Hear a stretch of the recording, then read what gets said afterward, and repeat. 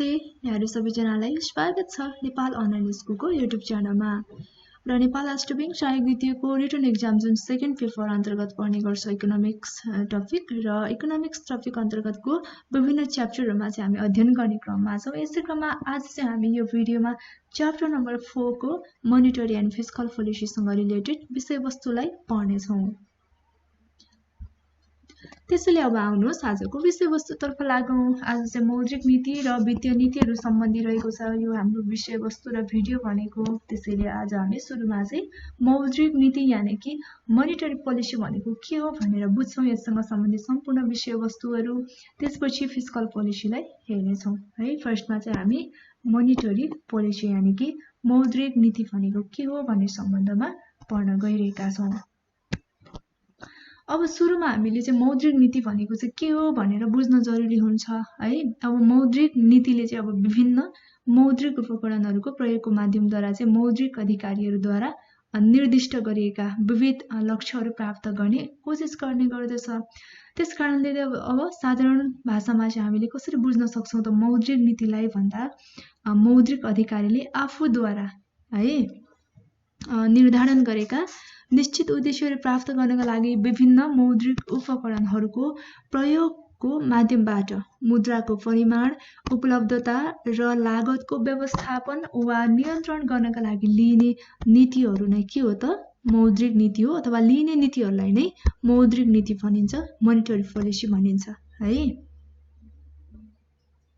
यो त भयो सामान्य अर्थमा। अब बृहत अर्थमा चाहिँ हामीले कसरी बुझ्नु पर्छ भन्दाखेरि कुनै पनि मुलुकको जुन मौद्रिक अधिकारी भनेको चाहिँ केन्द्रीय बैंक सेन्ट्रल बैंकले है ले चाहिँ अब गर्दै आएका जुन सम्पूर्ण कार्यहरुलाई नै हामी मौद्रिक नीति भनेर बुझ्ने गर्छौं अथवा केन्द्रीय बैंकले गर्ने सम्पूर्ण कार्यहरु नै के हो त भन्दाखेरि मोनेटरी पोलिसी हो।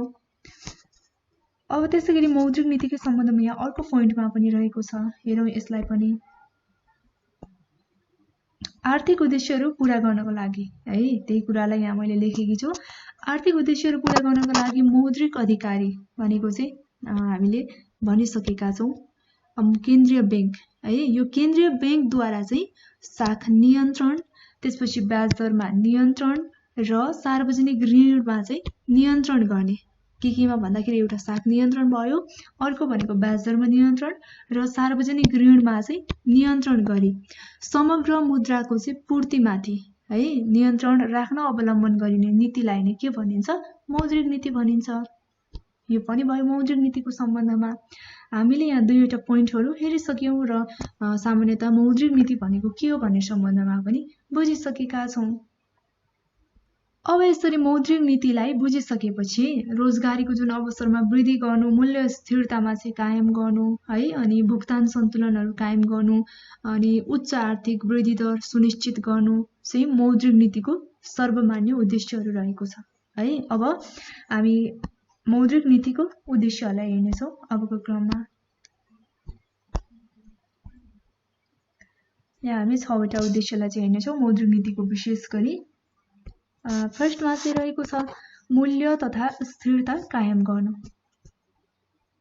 अब यस अन्तर्गत चाहिँ जुन अर्थतन्त्रमा मूल्य स्थिरताहरु कायम हुन नसक्दा आर्थिक वृद्धि, उत्पादन है अनि उपभोग, ब्याज दर आदिमा चाहिँ नकारात्मक असरहरु पर्न गई समग्र अर्थतन्त्रमा मुद्रास्फीति भनेको इन्फ्लेसन, त्यसपछि मुद्रा संकुचन जस्ता चाहिँ अवस्थाहरु उत्पन्न हुन सक्छन्। त्यसकारणले गर्दा मौद्रिक नीतिको पहिलो उद्देश्य भनेको नै के हो भन्दाखेरि मूल्य अथवा स्थिरताहरु चाहिँ कायम गर्नु रहेको छ। त्यसैगरी नम्बर 2 मा रहेको छ उच्च रोजगारी हाई इम्प्लोइमेन्ट। अब यसमा चाहिँ वर्तमान विश्वमा जुन पूर्ण सृजना गर्न सम्भव नभएकोले रोजगारीहरु है विकसित देशहरुले चाहिँ उच्च दरमा चाहिँ रोजगारी सृजना गर्ने पनि लक्ष्य राखेर चाहिँ मौद्रिक नीतिहरुको पनि तर्जुमा चाहिँ गर्ने गर्छन्। अब यसको लागि चाहिँ मौद्रिक नीति लगानीलाई चाहिँ प्रोत्साहित गर्ने खालको हुनुपर्छ है र मुद्राको अब पूर्तिमा भएको वृद्धिले गर्दा जुन ब्याज दरमा पनि कमी आउँछ र पुँजीको सीमान्त उत्पादकताको दाँजोमा अब ब्याज दरमा चाहिँ कम हुँदाखेरि जुन लगानीकर्ताहरुलाई चाहिँ नि प्रोत्साहन मिल्छ। फलस्वरूप चाहिँ लगानी बढ्छ र देशमा चाहिँ उत्पादन, रोजगारी र आम्दानीहरु पनि बढ्न जान्छ। त्यसैले गर्दा यो उच्च रोजगारी पनि मौद्रिक नीतिको उद्देश्य रहेको छ। अर्को भनेको दिगो आर्थिक विकास रहेको छ। अब देशको दिगो आर्थिक विकासका लागि चाहिँ आर्थिक वृद्धिहरू अनिवार्य रूपमा हुन जरुरी हुन्छ है। र अर्थव्यवस्थामा चाहिँ मौद्रिक नीतिहरू मार्फत अब आर्थिक स्थिरताहरू कायम गर्न सकिएमा चाहिँ स्वदेशी अथवा विदेशी बचत अनि लगानीहरू चाहिँ प्रोत्साहित हुन्छन्। र अर्कोतिर भनेको चाहिँ मौद्रिक नीतिहरूले जुन वैदेशिक ऋणहरू भयो अनि त्यसपछि आन्तरिक ऋण आदि माध्यमबाट चाहिँ सरकारले पनि सङ्कलन गरेको पुँजीको अधिकतम उपयोग गरेर चाहिँ साधारण खर्चमा चाहिँ कम गरेर विकासको खर्चमा चाहिँ वृद्धि गर्नमा पनि सहयोग पुग्छ है। अनि यसका साथसाथै जुन केन्द्रीय बैंकले बैंक तथा वित्तीय संस्थाहरूको चाहिँ संस्थापना अथवा शाखा विस्तारमा पनि जोड दिएर चाहिँ छरिएर रहेको जुन पुँजीहरू चाहिँ सङ्कलन गरेर त्यसलाई प्राथमिकता प्राप्त क्षेत्रमा चाहिँ निर्धारण गरेर लगानीका लागि चाहिँ प्रोत्साहनहरू गर्नुपर्ने हुन्छ। यसले गर्दा चाहिँ के हुन्छ भन्दाखेरि देशमा आर्थिक क्रियाकलापहरूमा वृद्धि भएर आर्थिक वृद्धि हुन जान्छ, फलस्वरूप देशको दिगो आर्थिक विकास पनि हुन जान्छ। यो पनि एउटा मौद्रिक नीतिको उद्देश्य भयो। त्यसैगरी अर्को 4 नम्बरमा छ विदेशी विनिमय दर शोधनान्तर स्थितिमा स्थायित्व। अब यसमा चाहिँ आजभोलि प्राय सबै मुलुकहरू चाहिँ वैदेशिक व्यापारहरूमा चाहिँ संलग्न भएका छन् है। र वैदेशिक मुद्राको जुन विनिमय दरमा आइरहने निरन्तर परिवर्तन आयात निर्यात अनि भुक्तानभित्र चाहिँ सन्तुलनहरू चाहिँ प्रभावित हुन्छ। त्यस कारणले गर्दा चाहिँ विदेशी मुद्राहरूको जुन विनिमय दरमा चाहिँ स्थिरता कायम गर्नु मौद्रिक नीतिहरूको पनि एउटा उद्देश्य हो। र मौद्रिक नीतिहरूद्वारा अब शोधनान्तर स्थितिमा सन्तुलन कायम गरेर चाहिँ विदेशी विनिमय दरमा चाहिँ स्थायित्व ल्याउन पनि सकिन्छ। र यदि देशको शोधनान्तर स्थितिहरू घाटामा छ भने सङ्कुचनीय मौद्रिक नीतिहरू अवलम्बन गरेर साख अथवा पूर्तिमा चाहिँ कमी ल्याउन सकिन्छ। यसले गर्दा चाहिँ मूल्य स्तरमा गिरावट आउँछ र आयातमा भएको जुन कमीले गर्दा चाहिँ शोधनान्तर स्थितिहरूमा पनि सञ्चित हुन पुग्छ है। त्यसैगरी अर्को उद्देश्य छ आर्थिक असमानताहरू कम गर्नु। अब आर्थिक असमानताहरू कम गर्न चाहिँ वित्तीय नीतिको बढी प्रभावकारी मानिए पनि यो उद्देश्य चाहिँ मौद्रिक नीतिले परिपूरकको रूपमा चाहिँ भूमिका खेल्ने गर्छ है। र मौद्रिक नीति अन्तर्गत चाहिँ जुन देशको केन्द्रीय बैंकले कृषि घरेलु अथवा साना उद्योगहरूको लागि चाहिँ विकासमा चाहिँ विशेष व्यवस्थाहरू स्वरूपहरू जस्तो सस्तो ब्याज दरमा चाहिँ ऋणहरू प्रवाह गर्ने भयो। अनि बैंक अथवा वित्तीय संस्थाहरूलाई चाहिँ अब निर्देशन दिन सक्छ। अनि फलस्वरूप देशमा न्यून आय भएका जुन निम्न वर्गको आम्दानीहरू पनि वृद्धि हुन गई देशमा चाहिँ व्याप्त गरिबी अथवा असमानताहरू पनि कम गर्नमा चाहिँ सहयोग गर्ने गर्छ यो मौद्रिक नीतिले है। त्यसपछि अर्को छ ब्याज दर स्थायित्व। अब ब्याज दर स्थायित्वमा चाहिँ के हुन्छ भने ब्याज दर अस्थिर भएमा चाहिँ जुन लगानी सम्बन्धी जोखिमहरू उत्पन्न हुने भएकोले गर्दा उत्पादनशील क्षेत्रमा चाहिँ लगानीहरू प्रवर्धन हुन सक्दैन है। त्यस कारणले गर्दाखेरि अर्थतन्त्रको जुन समग्र विकासको लागि ब्याज दरहरूमा स्थायित्व कायम गर्नु पनि मौद्रिक नीतिको अर्को महत्त्वपूर्ण उद्देश्य रहेको छ है। हामीले यहाँ 6वटा मौद्रिक नीतिको उद्देश्यलाई हेरिसक्यौँ। फर्स्टमा हामीले मूल्य तथा स्थिरता कायम गर्नु, त्यसपछि उच्च रोजगारी अनि दिगो आर्थिक विकास, विदेशी विनिमय दर शोधनान्तर स्थिरतामा स्थायित्व, त्यसपछि आर्थिक असमानताहरू कम गर्नु र अर्को भनेको चाहिँ ब्याज दरको स्थायित्व। यो पनि मौद्रिक नीतिको महत्त्वपूर्ण उद्देश्यहरू रहेको छ है। अब उद्देश्यहरूपछि अब हामी मौद्रिक नीतिको उपकरणहरू पढ्नेछौँ। अब जुन मौद्रिक नीतिका उद्देश्यहरू प्राप्तिका लागि चाहिँ मौद्रिक अधिकारीहरूले विभिन्न मौद्रिक उपकरणहरू पनि प्रयोग गर्ने गर्छन्। ती उपकरणहरूलाई चाहिँ हामी 2 भागमा विभाजन गरेर अध्ययन गर्नेछौँ। र 2 उपकरणहरू के रहेको छ भन्ने सम्बन्धमा चाहिँ हामी फर्स्टमा परिमाणात्मक उपकरणको बारेमा पढ्नेछौँ। त्यसपछि हामी गुणात्मकको बारेमा पढ्नेछौँ है। क्वान्टिटेटिभ र क्वालिटेटिभ रहेको छ यो उपकरणहरू, हामी यस बारेमा चर्चा गर्नेछौँ। अब सुरुमा चाहिँ यो परिमाणात्मक भनेको चाहिँ कस्तो खालको हो भन्ने सम्बन्धमा बुझौँ। त्यसपछि यसभित्रका अन्य उपकरणहरूलाई हामी क्रमैसँग हेर्नेछौँ है। अब मौद्रिक नीतिका जुन परिमाणात्मक उपकरणहरू चाहिँ अप्रत्यक्ष उपकरणहरू हुन्। यो परिमाणात्मक चाहिँ के हो त इन्डाइरेक्ट उपकरणहरू हुन्, अप्रत्यक्ष है। त्यसले गर्दा यी उपकरणहरूले चाहिँ जुन वाणिज्य बैंकहरूको साख सृजना गर्ने सक्रियमाथि चाहिँ अप्रत्यक्ष रूपमा प्रभाव पार्ने गर्छन् भने अब यो गुणात्मकले चाहिँ के गर्ने गर्छ भन्दाखेरि प्रत्यक्ष उपकरण भएकोले गर्दा यी उपकरणहरूले चाहिँ प्रत्यक्ष रूपमा साखहरूको नियन्त्रण गर्नमा मद्दत पुर्याउने गर्छ। र अब परिमाणात्मक जुन उपकरणहरू अन्तर्गत पनि विभिन्न कुराहरू चाहिँ हामी यहाँ पढ्नुपर्ने हुन्छ। यसलाई हेरौँ, यहाँ यसको उपकरणहरू रहेको छ। यस अन्तर्गत के पर्दछ भन्ने सम्बन्धमा फर्स्टमा चाहिँ हामी न्यूनतम अनिवार्य मौजदात यसको बारेमा पढ्नेछौँ है। अब यो मिनिमम रिजर्भ रिक्वायरमेन्ट रेसियो भनेको चाहिँ के हो भन्ने सम्बन्धमा अलिकति बुझौँ।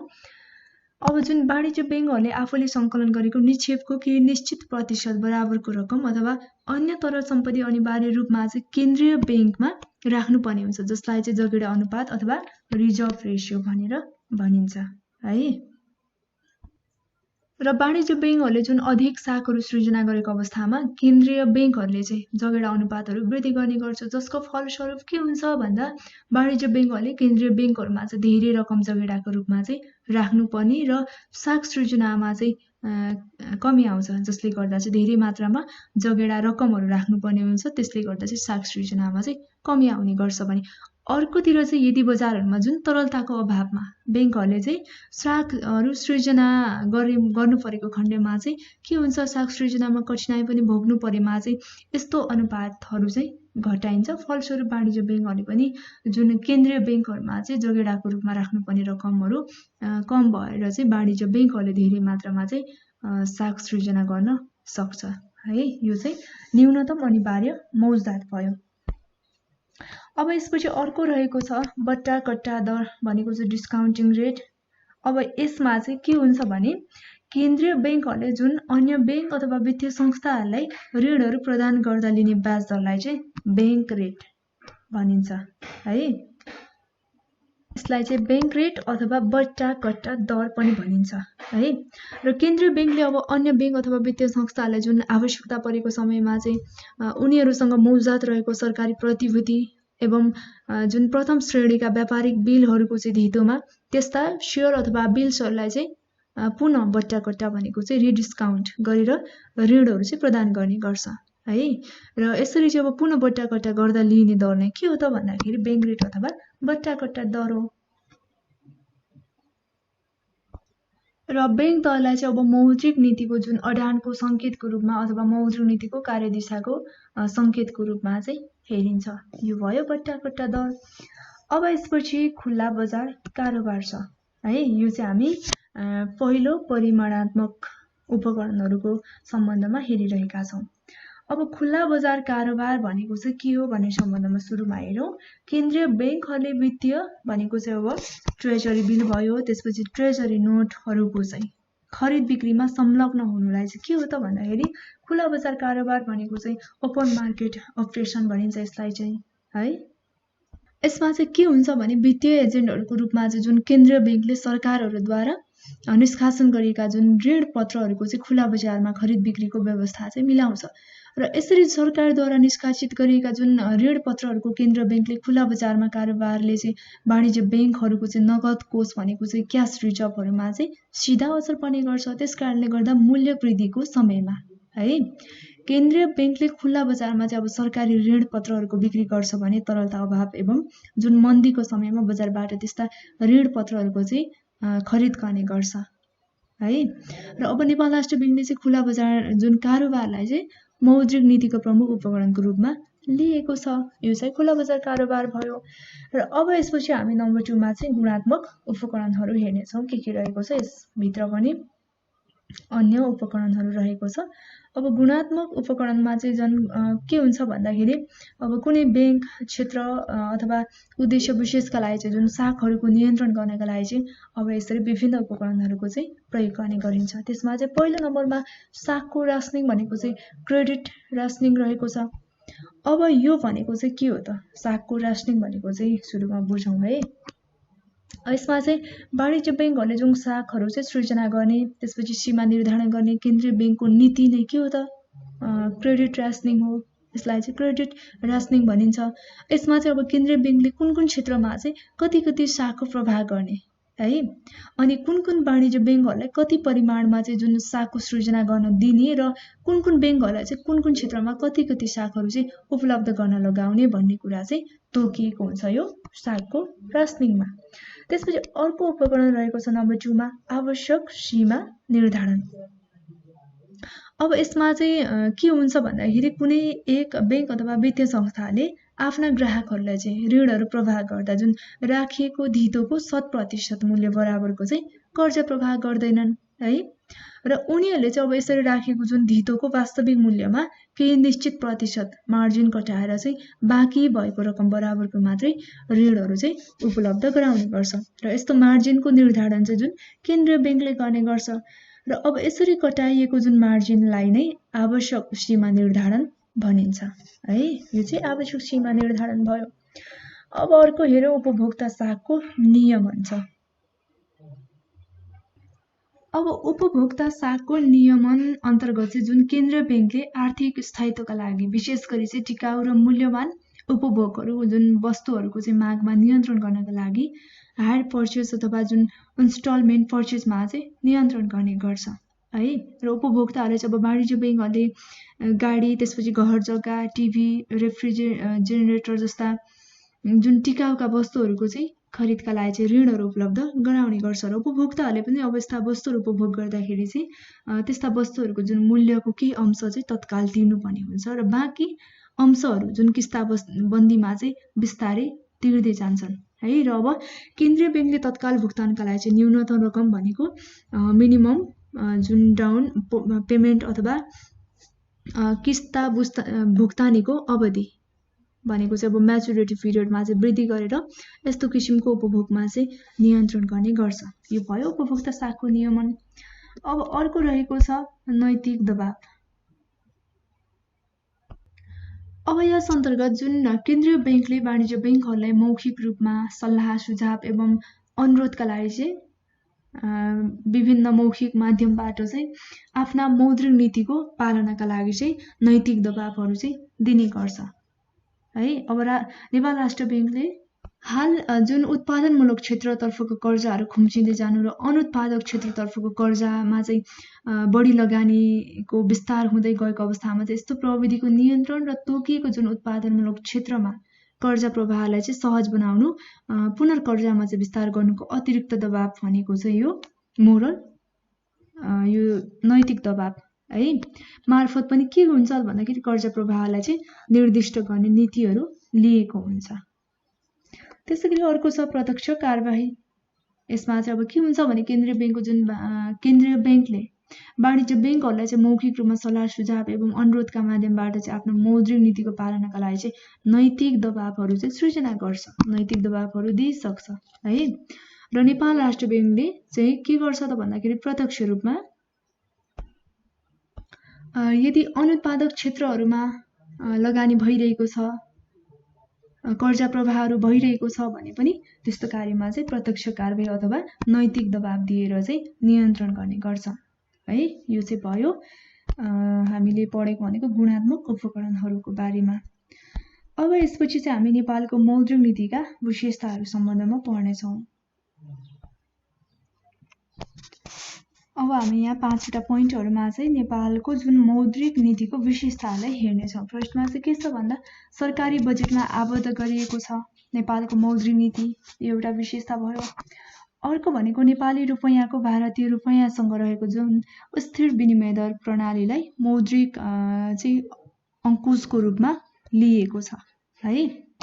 अर्को भनेको चाहिँ क वर्गका बैंकहरूले जुन स्वदेशमा ब्याज प्राप्त हुने कुनै पनि प्रकारका निक्षेप खाता खोल्न नपाउने व्यवस्था गरिएको छ क वर्गको बैंकहरूले।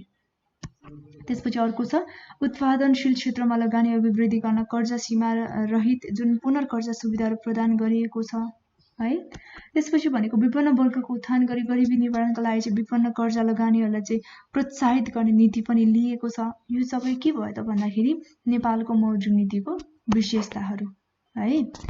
अब विशेषताहरूपछि हामी नेपालको जुन मौद्रिक नीतिका प्रकारहरू पढ्नेछौँ। टाइप्स अफ मोनेटरी पोलिसी के रहेको छ त, कतिवटा प्रकार छ यस बारेमा हामी अब डिस्कस गर्नेछौँ।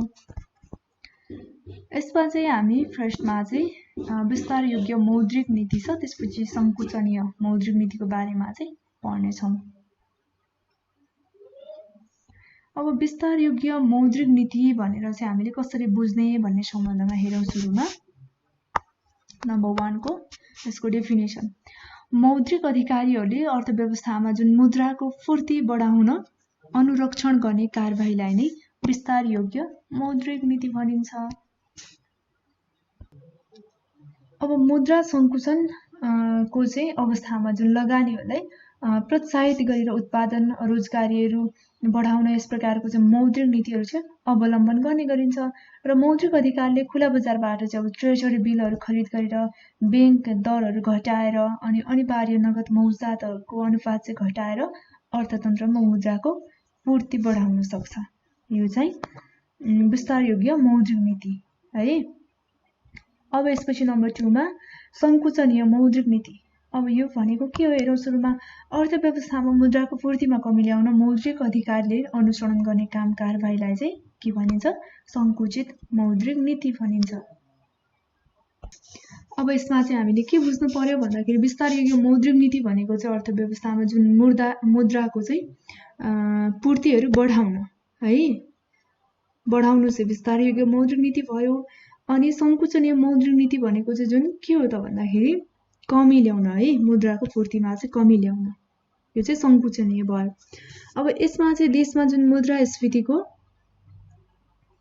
मात्रै अत्याधिक भएको अवस्थामा मुद्राको पूर्तिमा चाहिँ कमी ल्याउन यस प्रकारको चाहिँ मौद्रिक नीतिहरू अवलम्बन गर्ने गरिन्छ। यसमा चाहिँ केन्द्रीय ब्याङ्कले खुला बजारमा ट्रेजरी बिलहरू बिक्री गरेर अनि ब्याङ्क दरहरू वृद्धि गरेर अनिवार्य नगद मौजात अनुपातहरू बढाएर चाहिँ अर्थतन्त्रमा मुद्राको पूर्तिमा चाहिँ कमी ल्याउन सक्दछ। यो चाहिँ भयो सङ्कुचनीय मौद्रिक नीति। अब यसपछि नेपालको वित्तीय नीतिको बारेमा छलफल गरौँ। अब हामीले चाहिँ योभन्दा अगाडि चाहिँ मोनिटरी पोलिसी पढ्यौँ, अब चाहिँ फिस्कल पोलिसीको बारेमा हेर्छौँ है। अब फर्स्टमा चाहिँ हामी वित्तीय नीति भनेको चाहिँ के हो भन्ने सम्बन्धमा बुझौँ। अब सरकारले आफ्नो आय खर्च र ऋण व्यवस्थापनद्वारा पूर्व निर्धारित उद्देश्यहरू हासिल गर्नका लागि अपनाउने नीतिलाई नै के भनिन्छ? यो वित्तीय नीति भनिन्छ, फिस्कल पोलिसी। अब यो वित्तीय नीतिले जुन समष्टिगत चरहरू जस्तो कि उत्पादन, रोजगार, बचत, लगानीहरूलाई चाहिँ बजेटको माध्यमबाट प्रभाव पार्ने गर्छ। र जुन परम्परागत धारणा अनुसार चाहिँ वित्तीय नीति राज्य अथवा सरकारको आम्दानी र खर्च निर्धारणसँग चाहिँ सम्बन्धित नीति हो है। यस धारणा अनुसार चाहिँ सरकारले कम खर्च गर्नुपर्छ अनि सो उत्पादनशील क्षेत्रहरूमा चाहिँ हुनुपर्छ, खर्च गरेको क्षेत्रहरू अथवा लगानी गरेको चाहिँ उत्पादनशील क्षेत्रमा हुनुपर्छ है। साथै कर पनि कम हुनुपर्छ र यस्तै चाहिँ उत्पादनमा पनि कम एकदमै न्यून चाहिँ प्रभाव पारेको हुनुपर्छ भन्ने चाहिँ धारणा रहेको छ है। र अब आधुनिक अवधारणा अनुसार चाहिँ के हुन्छ भन्दाखेरि वित्तीय नीतिहरूलाई अर्थतन्त्रमा चाहिँ देखा पर्ने जुन अनपेक्षित प्रभावहरू हटाउनुपर्छ र अनपेक्षित जुन अपेक्षित उपलब्धिहरू हासिल गर्नका लागि चाहिँ एउटा महत्त्वपूर्ण अस्त्रको रूपमा चाहिँ प्रयोग गर्नुपर्छ भनेर यो आधुनिक अवधारणा अनुसार चाहिँ यस रूपमा लिएको छ वित्तीय नीतिलाई है।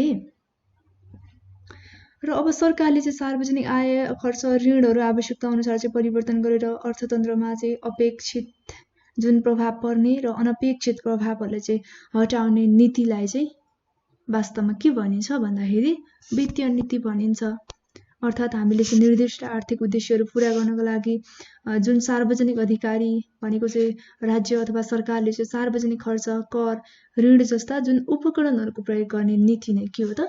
वित्तीय नीति हो। यो वित्तीय नीतिको सम्बन्धमा हामीले बुझिसकेका छौँ।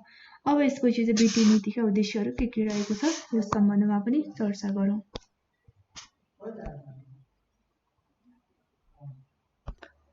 अब नेपाल जस्तो विकासोन्मुख देशमा चाहिँ समग्र अर्थतन्त्रलाई माथि उठाउनको लागि चाहिँ वित्तीय नीति एउटा शक्तिशाली अस्त्र बन्न सक्छ है। यसै परिप्रेक्ष्यमा चाहिँ वित्तीय नीतिका प्रमुख उद्देश्यहरूलाई अब हामी चर्चा गर्नेछौँ। फर्स्टमा हेरौँ रोजगारीको अवसर सृजना गर्न। अब अल्प विकसित मुलुकमा चाहिँ वित्तीय नीतिहरूको उद्देश्य चाहिँ रोजगारीको अवसरहरू सृजना र बेरोजगारीको समस्यालाई चाहिँ समाधान गर्ने हुन्छ। र वित्तीय नीतिको जुन रोजगारी वृद्धि गर्ने त्यसपछि श्रममूलक आयोजनाहरूमा चाहिँ जोड दिनुपर्छ भन्ने मान्यता हुन्छ है।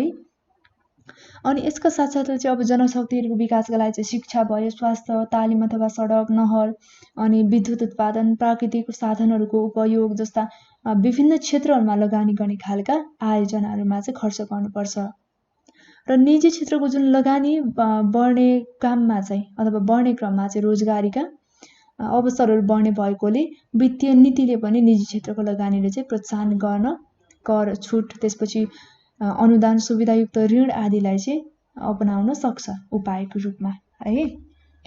अब यसपछि बचत र लगानी वृद्धि, यो पनि एउटा वित्तीय नीतिको उद्देश्य रहेको छ।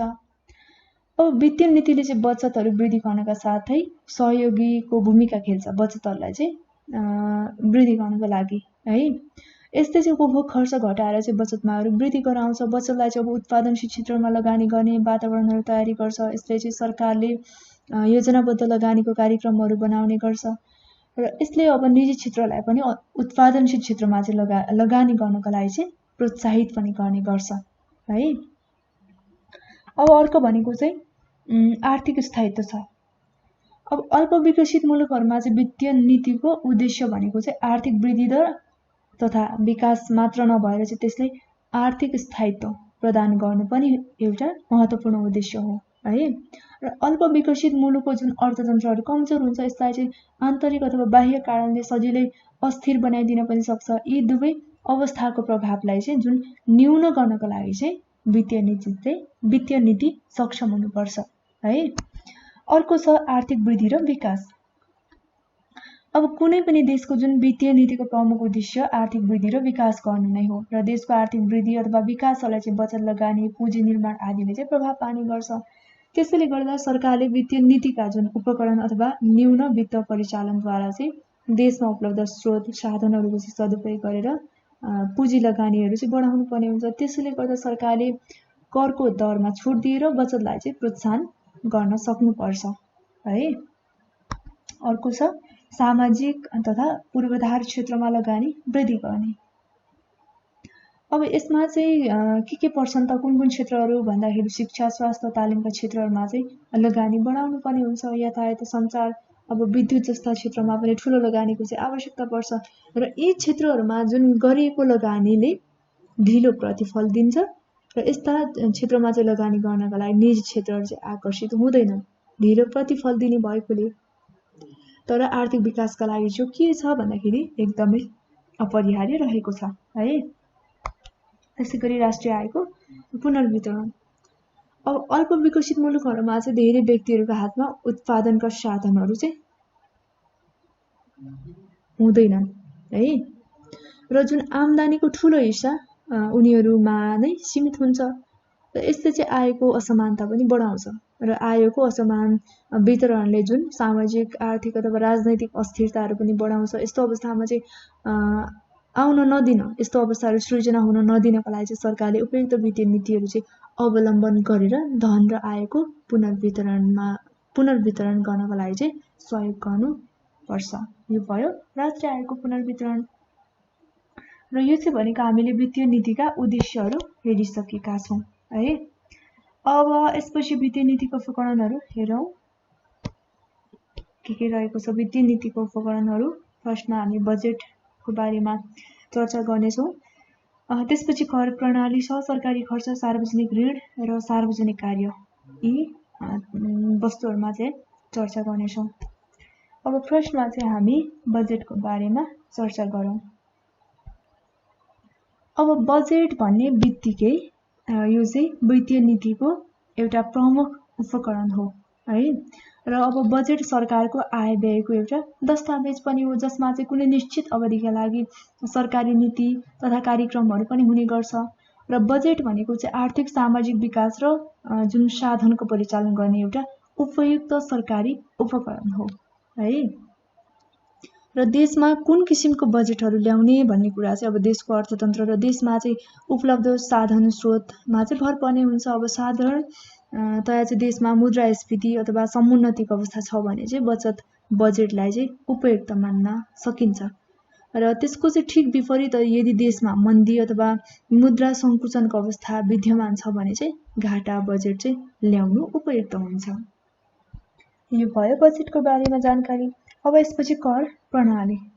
अब वित्तीय नीतिको प्रभावकारी उपकरणहरू मध्येको अर्को उपकरण भनेको चाहिँ महत्त्वपूर्ण उपकरण कर प्रणाली पनि हो है र करले चाहिँ मुख्यतः बचत लगानी उत्पादन उपभोगमा चाहिँ असर गर्ने गर्छ र सरकारले अब प्रत्यक्ष करका दरमा कटौती गरेर खर्चयोग्य आम्दानीहरू वृद्धि गराएर उपभोग अथवा लगानीमा चाहिँ वृद्धि गरी प्रभावकारी मागमा वृद्धि गर्न कर प्रणालीको चाहिँ प्रयोग गर्ने गर्छ भने अर्कोतिर अप्रत्यक्ष करका दरहरूमा कटौती गरेर चाहिँ उपभोगमा चाहिँ वृद्धि ल्याउन पनि सक्दछ भने अब दुवै करका जुन दरमा चाहिँ वृद्धि गरेर उपभोग अनि लगानीहरूलाई पनि घटाउन सक्छ है।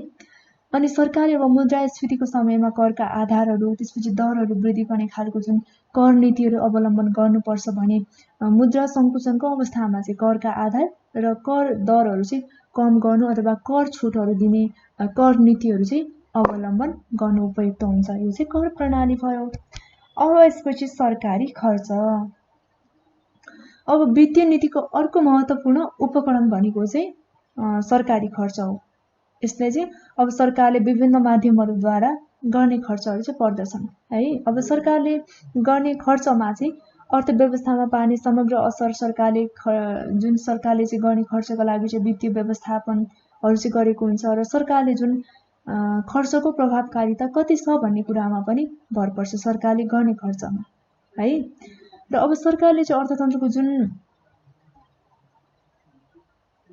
अर्थव्यवस्थाको आवश्यकता अनुसार चाहिँ आफूले गर्ने कुल खर्च घटाउन अथवा वृद्धि गर्न चाहिँ सक्छ र सरकारले गर्ने कुल खर्चलाई चाहिँ चालु नियमित खर्च र पुँजीगत विकासात्मक खर्चहरू गरेर चाहिँ दुई भागमा विभाजन गर्न सकिन्छ है। यो भयो सरकारी खर्चको सम्बन्धमा। अब अर्को सार्वजनिक ऋण। अब वित्तीय नीतिको उद्देश्यहरूमध्ये हासिल गर्नका लागि चाहिँ एउटा सार्वजनिक ऋण पनि मुख्य उपकरणको रूपमा चाहिँ लिन सक्छौँ अथवा मुख्य औजारको रूपमा चाहिँ प्रयोग हुँदै आइरहेको छ है। र सार्वजनिक ऋणहरूलाई चाहिँ अब अर्थव्यवस्थामा देखा पर्ने मुद्रास्फीति अनि मुद्रा सङ्कुचनका अवस्थाहरू नियन्त्रण गर्नका लागि चाहिँ प्रयोग गर्ने गरिन्छ र यसका साथै अब अर्थतन्त्रमा जुन मूल्य स्थिरता कायम राख्ने र रोजगारीको स्तरहरू बढाउनका लागि पनि